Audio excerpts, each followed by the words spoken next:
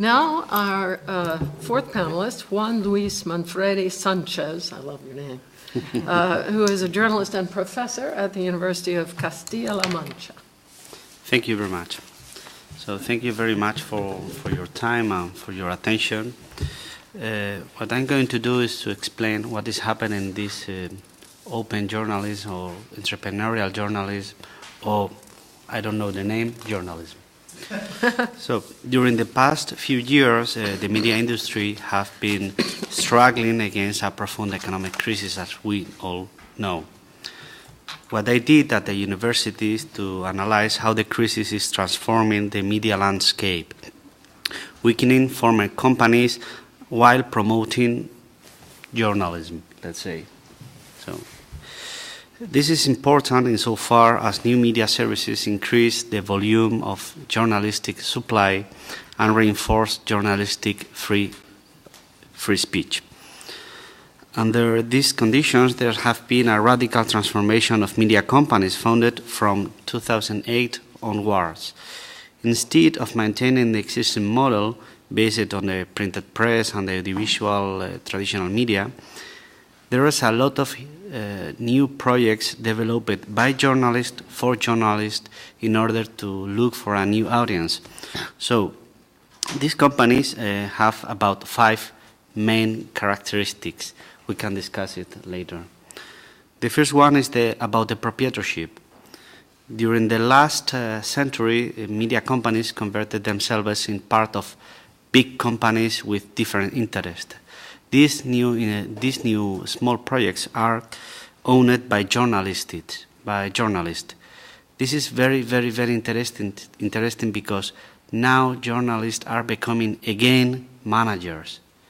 During years, media companies have been led by, let's say, other interest managers, let's say marketing, financial, or whatever. Now, most of these new directors and also managers are journalists. This is the first characteristic.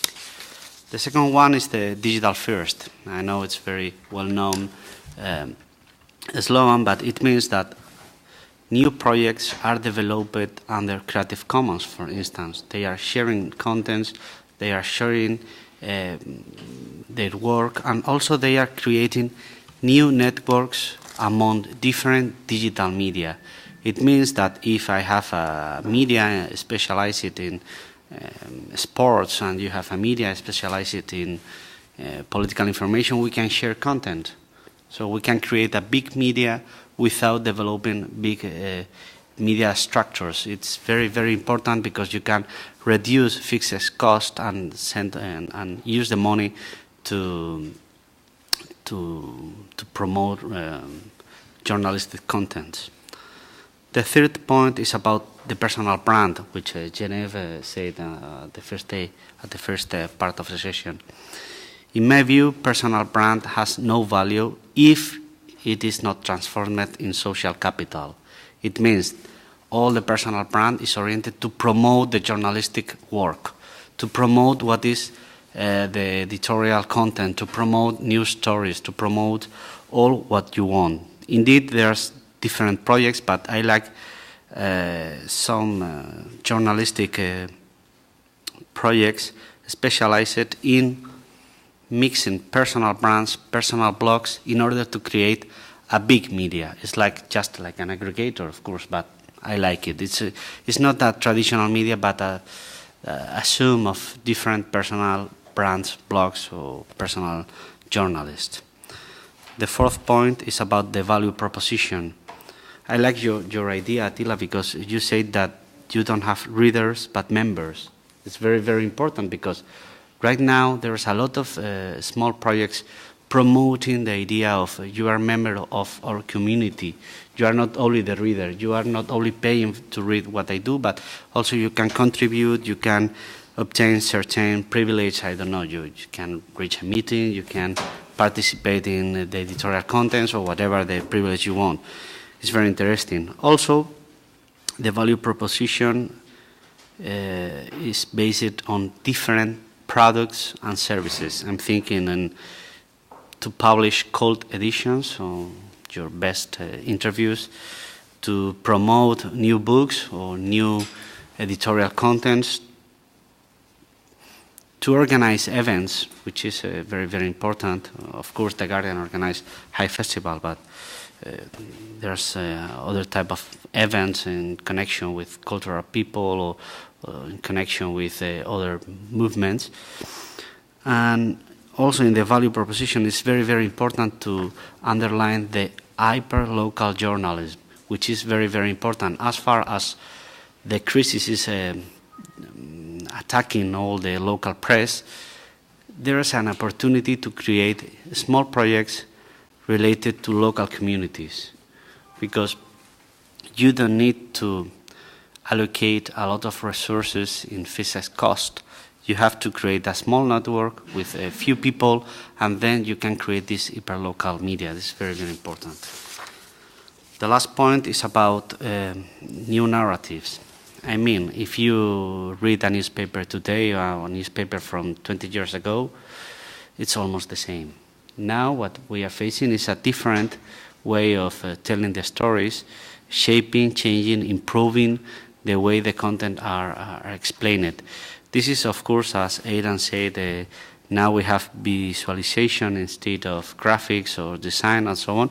But also, in my view, there's more interest in, for instance, big data, how the traditional media are not using big data, but the new projects are trying to mix this newsroom with people coming from law, from journalist background, also from visual design. So it's different narrative in my view. So what implications are for freedom of expression? I think there are about 4 big consequences. The first one is again, I say again because if we see the historical perspective, the journalists and the editorial people are more important than the management people, which is totally new in the new system.